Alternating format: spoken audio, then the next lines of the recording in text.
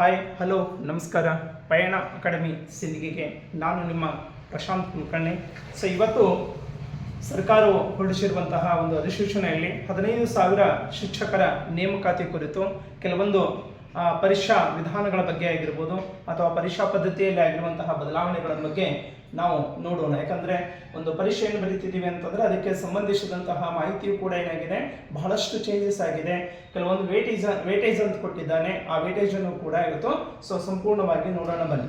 First ನಾವು ಪ್ರಾಥಮಿಕ ಶಾಲಾ ಶಿಕ್ಷಕರು ಅಂತ ನಾವು ನೇಮಕಾತಿಗೆ ನೋಡೋಣ. ಪ್ರಾಥಮಿಕ ಶಾಲಾ ಶಿಕ್ಷಕರ ನೇಮಕಾತಿ 1ರಿಂದ 5ನೇ ತರಗತಿ ಅಂತ ಕರಿತೀವಿ. ಇದು PSTR ಅಂತ ಹೇಳಿ ನಾವೇನು ಮಾಡ್ತೀವಿ ಕರಿತೀವಿ, ಪ್ರಾಥಮಿಕ ಶಾಲಾ ಶಿಕ್ಷಕರು ಅಂತೇಳಿ. ಇದರಲ್ಲಿ HKಗೆ ಅಂದರೆ ಕಲ್ಯಾಣ ಕರ್ನಾಟಕ ಅಂತ ನಾವೇನು ಕರಿತೀವಿ, ಹೈದರಾಬಾದ್ ಕರ್ನಾಟಕ ಅಂತ ನಾವೇನು ಕರಿತೀವಿ, ಅದಕ್ಕೆ 800 ಹುದ್ದೆಗಳನ್ನು ಮೀಸಲಾಗಿರುತ್ತೆ. ನಂತರ ನಾನ್ ಕರ್ನಾಟಕ ಹುದ್ದೆಗಳಿಗೆ ಏನಾಗಿದೆ ಅಂದರೆ 100 ಹುದ್ದೆಗಳು ಇದಾವೆ. ಒಟ್ಟು ಹುದ್ದೆಗಳ ಸಂಖ್ಯೆ ಎಷ್ಟಿದೆ ಅಂದರೆ 900. ಅಂದರೆ ಇಲ್ಲಿ ಪ್ರಾಥಮಿಕ ಶಾಲಾ ಶಿಕ್ಷಕರ ಹುದ್ದೆಗಾಗಿ ನೇಮಕಾತಿ ಎಷ್ಟಾಗ್ತದೆ ಅಂದರೆ 900 ಹುದ್ದೆಗಳಿಗಾಗಿ ನೇಮಕಾತಿ ಇದೆ. HKಗೆ ಏನಿದೆ ಜಾಸ್ತಿ ಇದೆ. ನಂತರ ಇನ್ನು ದೈಹಿಕ ಶಿಕ್ಷಕರು ಅಂತ ಕರಿತೀವಿ. ಇದು ಗ್ರೇಡ್ 2 ಅಂತ ಕರಿತೀವಿ. ಯಾವುದ್ರಿ? ಗ್ರೇಡ್ 2 1ರಿಂದ 8ನೇ ತರಗತಿಯಲ್ಲಿರುವಂತಹ ದೈಹಿಕ ಶಿಕ್ಷಕರ ನೇಮಕಾತಿ. ಇಷ್ಟು ದಿವಸ ದೈಹಿಕ ಶಿಕ್ಷಕರ ನೇಮಕಾತಿ ಆಗಂಗಿಲ್ಲ ಸರ್, ಆಗಂಗಿಲ್ಲ ಅಂತಿದ್ದೆವು. ಈಗ ಏನಾಗಿದೆ, ದೈಹಿಕ ಶಿಕ್ಷಕರ ನೇಮಕಾತಿ ಕೂಡ ಆಗ್ತಾ ಇದೆ. ಅದು HKದಲ್ಲಿ ಎಷ್ಟಿದಾವ್ರಿ? 106 ಪೋಸ್ಟ್ ಇದಾವೆ. ನಂತರ ನಾನ್ HKದಲ್ಲಿ 44 ಇದಾವೆ. ಒಟ್ಟು 150 ಪೋಸ್ಟ್ಗಳ ಹುದ್ದೆಗಳ ನೇಮಕಾತಿ ಆಗ್ತಾ ಇದೆ. ಇನ್ನು ಪದವೀಧರ ಪ್ರಾಥಮಿಕ ಶಾಲಾ ಶಿಕ್ಷಕರು ಅಂತ ಕರಿತೀವಿ. 6ರಿಂದ 8ನೇ ತರಗತಿ. ಇದು GPSTR ಅಂತ ಕರಿತೀವಿ. ಯಾವುದ್ರಿ? GPSTR ಪದವೀಧರ ಅಂತ ಕರಿತೀವಿ. ಹೀಗಾಗಿ ಇಲ್ಲಿ ನಾವು ಗಮನಿಸಬೇಕಾಗಿದ್ದೇನು ಅಂತಂದ್ರೆ ಹೈಯೆಸ್ಟ್ ಪೋಸ್ಟ್ ಅಂತ ಕರಿತೀವಿ. ಯಾವುದಕ್ಕೆ? HKದಲ್ಲಿ ಎಷ್ಟಿದೆ ರೀ? 3,228 ಪೋಸ್ಟ್ ಇದ್ರೆ ಇಲ್ಲಿ ನಾನ್ HKದಾಗ ಎಷ್ಟಿದೆ? 5,272 ಪೋಸ್ಟ್ ಇದಾವೆ. ಟೋಟಲ್ ಪೋಸ್ಟ್ಗಳ ಸಂಖ್ಯೆ ಎಷ್ಟು ಅಂದ್ರೆ 8,500. ಇನ್ನು ಗಣಕ ವಿಜ್ಞಾನ, ಈ ಸಲ ಕಂಪ್ಯೂಟರ್ ಸೈನ್ಸ್ ಶಿಕ್ಷಕರ ನೇಮಕಾತಿ ಅಂತ ಕರೆದಿವಿ. ಆಗಲೇ ಅದರ ಬಗ್ಗೆ ನೋಡಿದೀವಿ. ಇಲ್ಲಿ 1ರಿಂದ 8ನೇ ತರಗತಿ ಇರುವಂತಹ ಗಣಕ ವಿಜ್ಞಾನ ಶಿಕ್ಷಕರು ಅಂತೇಳಿ ಇವರ ಹುದ್ದೆಗಳ ಸಂಖ್ಯೆ HKದಲ್ಲಿ 300, ನಾನ್ HKದಲ್ಲಿ 200, ಟೋಟಲ್ ಎಷ್ಟಿದ್ದಾರೆ? 500 ಹುದ್ದೆಗಳ ನೇಮಕಾತಿ. ನಂತರ ಇನ್ನು ಪ್ರೌಢಶಾಲಾ ಶಿಕ್ಷಕರು, ಬಹಳಷ್ಟು ಜನ ಪ್ರೌಢಶಾಲಾ ಶಿಕ್ಷಕರಿಗೆ ಸಂಬಂಧಿಸಿದಂತೆ ಈಗಾಗಲೇ ಕೆಲವರು ಓದಿ ಮುಗಿಸಿದ್ದಾರೆ, ನಾವು ಬರೀ ಎಕ್ಸಾಮ್ ಬರೀಬೇಕು ಅಂತ ಕೈ ಕುಂತಿದ್ದಾರೆ. ಅಂಥವರಿಗೆ HSTRಗೆ ಸಂಬಂಧಿಸಿದಂತೆ HKದಾಗ ಎಷ್ಟಿದೆ? 2,214 ಹುದ್ದೆಗಳಿದ್ದರೆ 2,286 ಹುದ್ದೆಗಳು ನಾನ್ HKಗೆ ಇದಾವೆ. ಟೋಟಲ್ ಹುದ್ದೆಗಳ ಸಂಖ್ಯೆ 4,500 ಹುದ್ದೆಗಳೇ ಇದಾವೆ. ಇನ್ನು ಇಲ್ಲಿ ದೈಹಿಕ ಶಿಕ್ಷಕರು ಅಂತೇಳಿ ಬಂತು. ಇಲ್ಲಿ ಮೊದಲೇ ಗ್ರೇಡ್ 2 ಅಂತ ಕರೆದ್ರೆ 1ರಿಂದ 8 ಅಂತ ಕರಿತೀವಿ.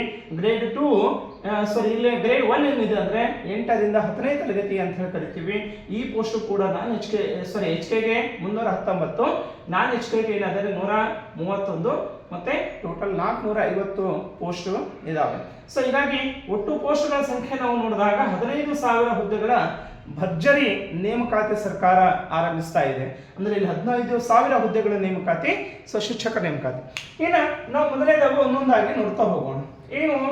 ಫಸ್ಟ್ ಪ್ರಾಥಮಿಕ ಶಾಲಾ ಶಿಕ್ಷಕರಿಗೆ ಏನೇನಿದೆ, ವೇಟೇಜ್ ಏನಿದೆ ಅಂತ ನೋಡೋಣ. ಅಂದ್ರೆ ಏನೇನು ತೆಗೆದುಕೊಳ್ತಾರ, ಯಾವ ಆಧಾರ ಮೇಲೆ ಇದನ್ನು ಯಾವ ಪ್ರತಿಶತದ ಮೇಲೆ ಆಯ್ಕೆ ಮಾಡ್ತಾರ ಅಂತಂದ್ರೆ, ಫಸ್ಟ್ ಸ್ಪರ್ಧಾತ್ಮಕ ಪರೀಕ್ಷೆಯಲ್ಲಿ ಪಡೆದಂತಹ ಅಂಕಗಳಿಗೆ ಆದ್ಯತೆ ಕೊಡ್ತೀವಿ. ಎಷ್ಟು? 70%. ಇದು ನೀವು ಗಮನದಲ್ಲಿರಬೇಕು. ಅಂದ್ರೆ CETಗೆ ಹೆಚ್ಚಿನ ಪ್ರಿಫರೆನ್ಸ್ ಕೊಡಬೇಕು ಅಂತೇಳಿ. ಯಾಕಂದ್ರೆ 70% ಭಾಗ CET ಇಂದ ಆಯ್ಕೆ ಆಗ್ತದೆ. ಇನ್ನು ನೆಕ್ಸ್ಟ್ ಶಿಕ್ಷಕರ ಅರ್ಹತಾ ಪರೀಕ್ಷೆ ಅಂದ್ರೆ TET ಅಂತ TET 1 ಅಂತ ಕರಿತೀವಿ. ಎಷ್ಟಿದೆ ರೀ? 20% ತಗೋತಾರ್ರಿ. ಅಂದ್ರೆ CETಗೆ ಎಷ್ಟಿದೆ ರೀ? 70%, TETಗೆ ಎಷ್ಟಿದೆ ರೀ? 20% ನೆನಪಿಡ್ರಿ. ನಂತರ ಇನ್ನು PUCಯಲ್ಲಿ ಪಡೆದಂತ ಅಂಕಗಳು ಎಷ್ಟಿದೆ? ಅದಕ್ಕೆ 8% ಇದೆ. ನೀವು 80 ಮಾಡ್ರಿ, 90 ಮಾಡಿ ಅಥವಾ 95 ಮಾಡಿ, ಎಷ್ಟು ಬೇಕಾದಷ್ಟು ಮಾಡಿ, PUCಯಲ್ಲಿ ಪಡೆದಂತ ಅಂಕಗಳು ಎಷ್ಟು ಹಿಡಿತಾರೆ? 8% ಹಿಡಿತಾರೆ. ಇನ್ನು D.Ed ಅಂತ ಹೇಳಿ ಕರಿತೀವಿ. ಪ್ರಾಥಮಿಕ ಶಾಲಾ ಶಿಕ್ಷಕರಾಗಬೇಕಾದ್ರೆ ನೇಮಕಾತಿ ಇಲ್ಲಿವರೆಗೆ ನಡೆದಿಲ್ಲ, ಆದ್ರೆ ಈಗ ನಡೆದಿರುವಂತಹ ಸಂದರ್ಭದಲ್ಲಿ D.Ed ವಿದ್ಯಾರ್ಥಿಗಳು ಸಾಮಾನ್ಯವಾಗಿ D.Ed ನಲ್ಲಿ ಪಡೆದಂತಹ ಅಂಕಗಳು ಎಲ್ಲ ಪ್ರತಿಶತ ಎಷ್ಟಾಗ್ತದೆ? 7%ಗೆ ಹಿಡಿದು ಟೋಟಲ್ ಏನಾಗ್ತಂದ್ರೆ 100. ಅಂದ್ರೆ ಇಲ್ಲಿ ಗಮನಿಸಬೇಕಾಗಿದ್ದು, ನೀವೆಲ್ಲರೂ ಕೂಡ ಗಮನಿಸಬೇಕಾಗಿದ್ದು ಒಂದು ಮುಖ್ಯ ಬದಲಾವಣೆ ಅಂತಂದ್ರೆ ನಾವು ಆಗ್ಲೇ ಹೇಳಿದ್ದೀವಿ. ಇಲ್ಲಿ CETಗೆ ಮೊದಲ ಆದ್ಯತೆ ಅಂತೇಳಿ, ಅಂದ್ರೆ CETಯಲ್ಲಿ ಪಡೆದಂತಹ ಅಂಕಗಳೇ ನಿರ್ಣಾಯಕ ಅಂತ ಕರಿತೀವಿ. ಹೀಗಾಗಿ 70%. ಹಾಗಾದ್ರೆ ಇನ್ನು ಪರೀಕ್ಷೆಯಲ್ಲಿ ಏನು ಬದಲಾವಣೆ ಆಗಿದೆ ಸರ್? ಬಹಳಷ್ಟು ಬದಲಾವಣೆ ಆಗಿದೆ. ಯಾಕಂದ್ರೆ ಈ ಸಲ ಡಿಸ್ಕ್ರಿಪ್ಟಿವ್ ಬಹಳಷ್ಟು ಅಳವಡಿಸಿದ್ದಾನೆ ಅಂತೇಳಿ. ಸೊ ಏನೇನಿದಾವೆ ಅಂತಂದ್ರೆ ಫಸ್ಟು ಪರೀಕ್ಷೆಯಲ್ಲಿ 3 ಪೇಪರ್ಗಳಿದಾವೆ. ಯಾವ್ದ್ರಿ? ಸೊ ಪರೀಕ್ಷೆಯಲ್ಲಿ 3 ಪೇಪರ್ಗಳಿದ್ದಾವೆ. ಒಟ್ಟು ಅಂಕ ಎಷ್ಟು ಅಂದ್ರೆ 400 ಅಂಕಗಳಿಗೆ 3 ಪರೀಕ್ಷೆಗಳನ್ನು ತೆಗೆದುಕೊಳ್ತಿದ್ದಾನೆ. ಸೊ 1ನೇ ಪೇಪರ್ ಏನಿದೆ ಅಂತಂದ್ರೆ ಜನರಲ್ ಅಂತ ಕರಿತೀವಿ, ಸಾಮಾನ್ಯ ಜ್ಞಾನ ಅಂತ ಹೇಳಿ. ಇದು 150 ಮಾರ್ಕ್ಸಿನ ಪೇಪರ್ ಇರ್ತದೆ. ಎಷ್ಟ್ರಿ? ಪೇಪರ್ 1 150 ಮಾರ್ಕ್ಸ್ ಇದ್ರಿ. ಇದು ಸಾಮಾನ್ಯವಾಗಿ 150 ಅಂಕಗಳಿಗೆ ಇರ್ತೈತಿ. ನೆಕ್ಸ್ಟ್ ಪೇಪರ್ 2 ಏನಿದೆ ನಿರ್ದಿಷ್ಟ ಪೇಪರ್ ಅಂತ ಕರಿತೀವಿ, ಸ್ಪೆಸಿಫೈಡ್ ಪೇಪರ್ ಅಂತ ಹೇಳಿ ಕರಿತೀವಲ್ಲ, ಹಾಗೆ ಸ್ಪೆಸಿಫೈಡ್ ಪೇಪರ್ ಕೂಡ 150 ಮಾರ್ಕ್ಸು.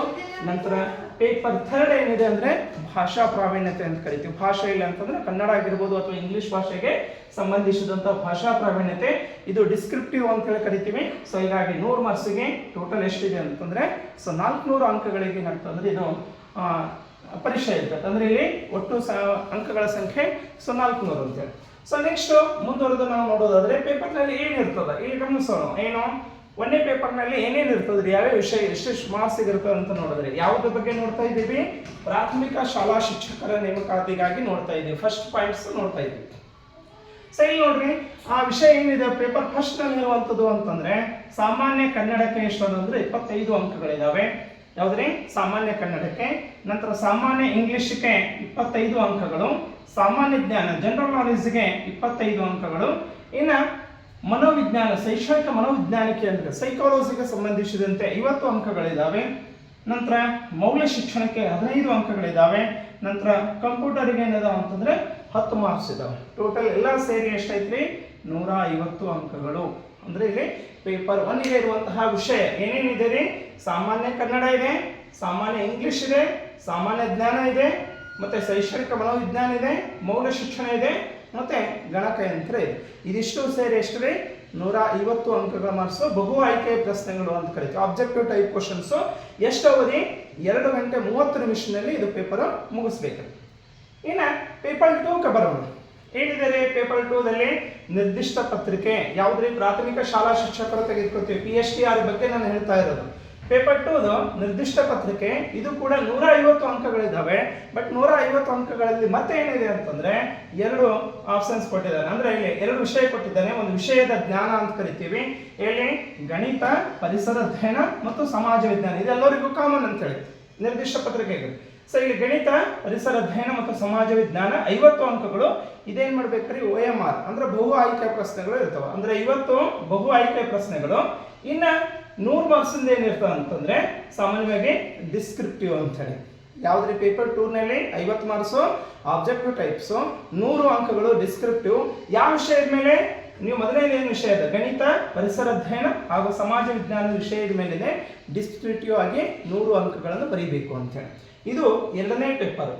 ಇನ್ನು 3ನೇ ಪೇಪರ್ನಲ್ಲಿ ಏನಿದೆ ಅಂತಂದ್ರೆ ಸ್ವಲ್ಪ ಭಾಷಾ ಕೌಶಲ್ಯತೆ ಅಂತ ಹೇಳ್ತೀವಿ. ಕನ್ನಡ ಭಾಷೆ ಮತ್ತು ಇಂಗ್ಲಿಷ್ ಭಾಷೆಯ ಬಗ್ಗೆ ಪ್ರಾವೀಣ್ಯತೆ, ಅಂದ್ರೆ ಅದ್ರ ಬೋಧನೆ ಮಾಡ್ತಿರುವಂತಹ ಭಾಷಾ ಕೌಶಲ್ಯ ಎಷ್ಟಿದೆ ಅನ್ನೋ ಉದ್ದೇಶಕ್ಕೆ ಪೇಪರ್ 3 ಏನಿದೆ ಅಂದ್ರೆ ಭಾಷಾ ಪ್ರಾವೀಣ್ಯತೆ, ಅಂದ್ರೆ ಸ್ಪೆಷಲ್ ಸಬ್ಜೆಕ್ಟ್ ಲ್ಯಾಂಗ್ವೇಜ್ ಸ್ಕಿಲ್ ಅಂತ ಏನು ಕರಿತೀವಿ. ಸೊ ಅದು ಭಾಷಾ ಪ್ರಾವೀಣ್ಯತೆ. ಇದು 100 ಅಂಕದ ಪ್ರಶ್ನೆ ಆಗಿರುತ್ತದೆ. ಸೊ ಫಸ್ಟ್ ಕನ್ನಡ ಭಾಷೆಗೆ ಸಂಬಂಧಿಸಿದಂತೆ 50 ಅಂಕಗಳು, ಇಂಗ್ಲಿಷ್ ಭಾಷಾ ಪ್ರಾವೀಣ್ಯತೆಗೆ ಸಂಬಂಧಿಸಿದಂತೆ 50 ಅಂಕಗಳು, ಎರಡೂ ಸೇರಿ 100. ಬಟ್ ನೆನ್ಪಿಡಬೇಕು, ಇದು ಡಿಸ್ಕ್ರಿಪ್ಟಿವ್ ಇದೆ, ವಿವರಣಾತ್ಮಕ ಇದೆ. ಈ ವಿವರಣಾತ್ಮಕವನ್ನೇ ನಾವು ಬರೀಬೇಕಾಗಿದ್ದು. ಇಲ್ಲಿ ಆಬ್ಜೆಕ್ಟಿವ್ ಟೈಪ್ ಕ್ವಶನ್ಸ್ ಇಲ್ಲ. ಹೀಗಾಗಿ ಸಂಪೂರ್ಣವಾದಂತ ನಾವು ಗಮನಿಸಬೇಕು. ಪ್ರಾಥಮಿಕ ಶಾಲಾ ಶಿಕ್ಷಕರಿಗೆ ಸಂಬಂಧಿಸಿದಂತೆ ಪರೀಕ್ಷೆಯಲ್ಲಿ 3 ಪೇಪರ್ ಇರ್ತವ. 1ನೇ ಪೇಪರ್ ಸಾಮಾನ್ಯ ಜ್ಞಾನದ ಪತ್ರಿಕೆ 150, 2ನೇ ನಿರ್ದಿಷ್ಟ ಪತ್ರಿಕೆ 150 ಅಂಕ, ಮತ್ತೆ ಭಾಷಾ ಪ್ರಾವೀಣ್ಯತೆ 100 ಅಂಕದ್ದು. ಅಷ್ಟು ಸೇರಿ ಎಷ್ಟಾದ್ರೆ 400 ಅಂಕಗಳಿಗೆ ಏನಾಗ್ತದೆ ಪರೀಕ್ಷೆ ನಡೀತೈತಿ. ಸೊ ಇದು ಪ್ರಾಥಮಿಕ ಶಾಲಾ ಶಿಕ್ಷಕರ ನೇಮಕಾತಿಗಾಗಿ. ಇನ್ನು 2ನೇದಾಗಿ ದೈಹಿಕ ಶಿಕ್ಷಕರನ್ನು ನೋಡೋಣ. ಯಾವ್ದ್ರಿ? ದೈಹಿಕ ಶಿಕ್ಷಕರು ಗ್ರೇಡ್ 1 ರಿಂದ 8 ಏನೇನು ವೇಟೇಜ್ ಇದೆ ಅಂತ ಹೇಳಿ ಸೊ ನೋಡೋಣ ಅಂತ.